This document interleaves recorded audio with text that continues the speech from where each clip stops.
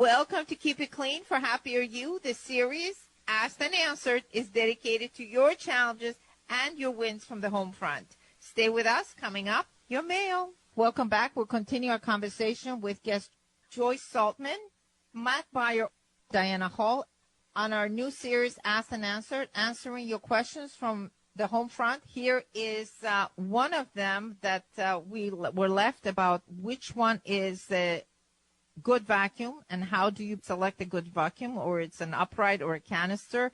Diana, your thoughts on the vacuum?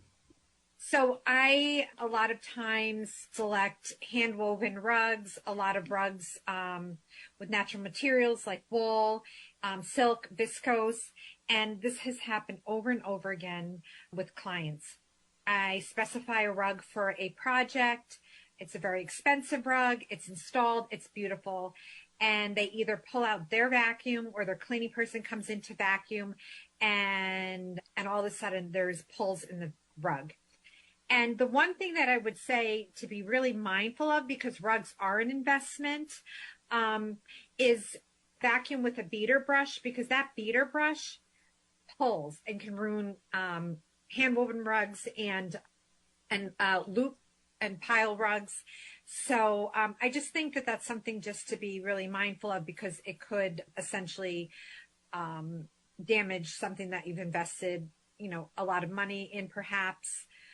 Something new, because it typically happens with the newer rugs, because once it's been vacuumed a while, you don't seem to have that much of an issue, but you really have to know the rug before you put the vacuum on it with a beater brush, just to share that.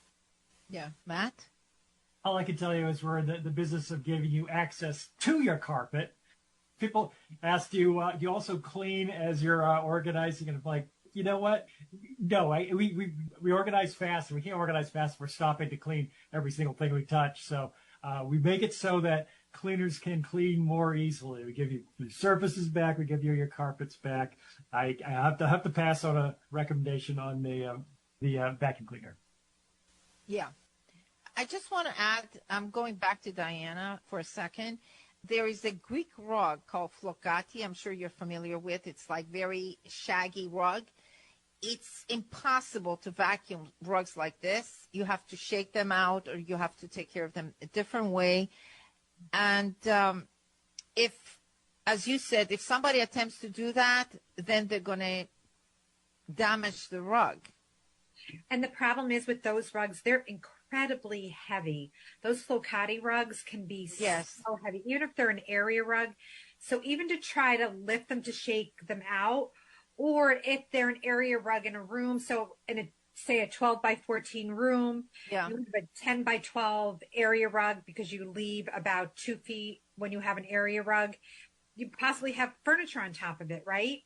Not only can you lift it because it's heavy, now you have furniture on top of it. So there's no really great answer for that, because, and the other thing with those flokati rugs is everything gets caught in the rug. It's a dust collector. It is. It's a dust collector. I hate them personally. Sorry, Greek folks out there.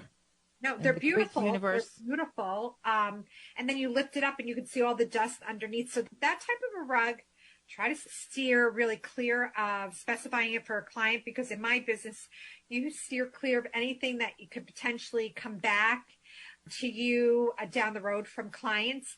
Although flokati rugs can be very beautiful, I very rarely specify them for a project for all the reasons we just talked about. I absolutely agree.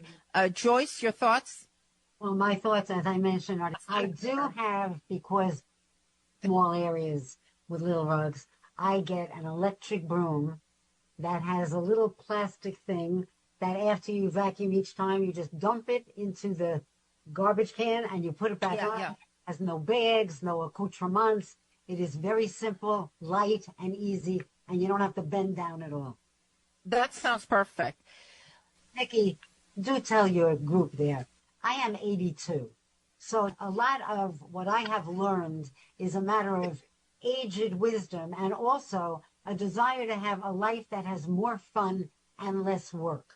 So, I mean, some and of less this, cleaning. For you people starting out, you may have, other priorities which make perfect sense, but as you get older, you will discover that easier is not a bad thing. It's best.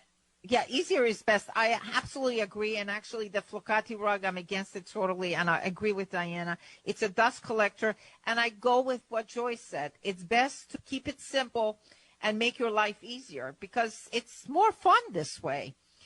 So here is another question. Matt, do you want to read this? Number 3? Yes, I own the best cleaning stuff, and yet I struggle. Why? I'd be curious to know what the struggle is.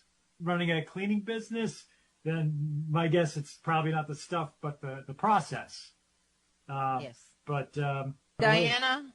I agree with Matt. What is the struggle? I think maybe Nikki, you said fewer things because the more you have, the more bogged down you are. So if you come in with a ton of cleaning supplies, you're trying to wean through, and to me, it just takes up more time.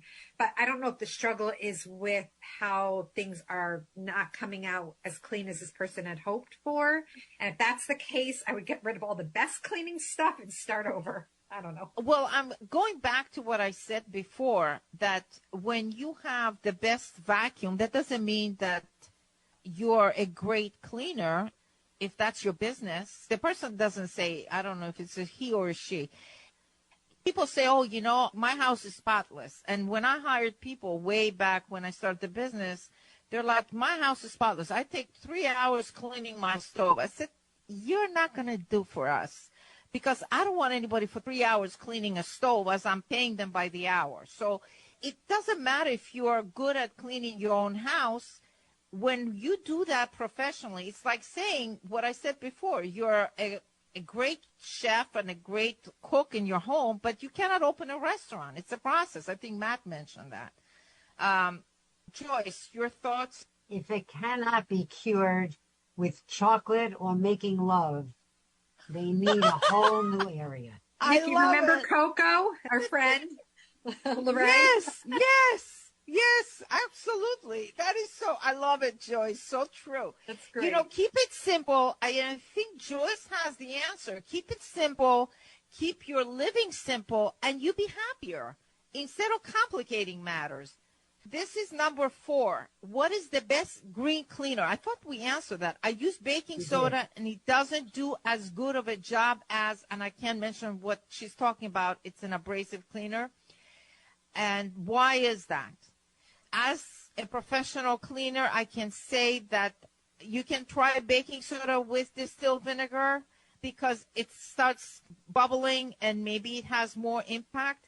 But I do use an abrasive cleaner. The only thing I do is you know how the cleaners have like 5 or 6 holes? I block it and I leave only 2. This way I use less of a product. Does that make sense to you guys? I use less of a product because we're all hang up on green clean and all that stuff. Use whatever you're using, but use less of it. On bleach, I'm jumping from an old question on the bleach. I dilute the bleach that you buy from the store. So from 1 bottle of bleach, which I cannot mention the name, I make 5 bottles. So that's my answer. I don't know if you guys have any answer. I'm opening the floor to everyone if they have an answer on the green cleaner.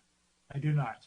The only thing I would say about baking soda is I had pizza stones that got burnt. I'm not going to tell you who burnt them. His name will remain, what is that saying? Anonymous. Yeah. Thank you. Anonymous. Thank you. Because he's somewhere lurking in the house. So anyway, my stones, brand new pizza stones all got burnt.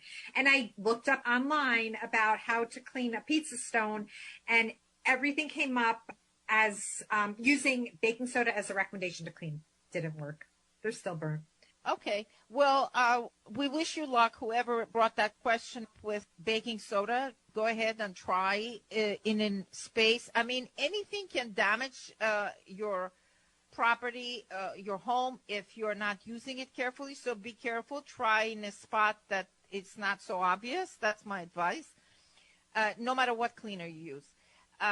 Number 5, Diana, you want to read that, hon? Oh, yeah, this is one of my favorites. I have a friend with a no shoes policy. I like the idea, but don't like to ask my friends and family to take their shoes off, especially if I am having a party. So as an interior designer and I'm doing installations, or I have contractors coming in, paint contractors, electricians, plumbers, I travel with booties everywhere I go. And in fact, I have a basket of booties in my coat closet right here in my own house so that when they come to the door, I can hand it to them. But I think there's nothing wrong with having a no shoes policy, because it helps preserve your hardwood floors and those expensive rugs that I spoke about. So I do think it's okay when you have your family that comes over often, or friends that are over all the time. They almost start to begin to know, they just kick off their shoes. I think when you're having a party, that's a whole different thing. You can't ask your party guests to take off their shoes. I think you just have to just hope for the best, and you hope your friend doesn't come with her Louboutin stilettos to your house, because that will definitely ruin the floors. But I think that's kind of, I think it just becomes habit or understanding, because, you have those friends and the family members when you go to their house, they're the ones that you're supposed to take your shoes off. That's all I could say. And then just, and I think for the tradespeople that are coming in with their dirty work boots, either ask them to remove the shoes, but you know what? You may not want them to walk around in their socks either. So that's why I think booties are actually good. Booties. I love booties because they have to be used. Actually, for socks, it's not safe.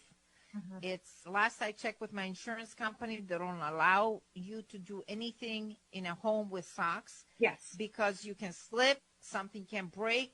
When I have a party in my house, I don't want my guests to take their shoes off. I don't want to feel uncomfortable. I don't want anybody to wear booties if I have a party. So thank you for listening to the show. Next, more Ask and Answer. Bye for now.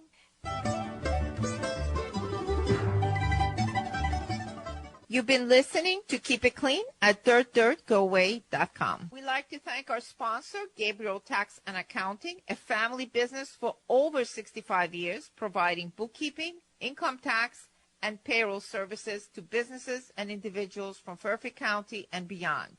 Check their website if interested, gabrieltax.com. You have an open invitation to write to us your challenges and wins from the home front using the contact form at dirtdirtgoaway.com. Bye for now. Till next time, keep it clean.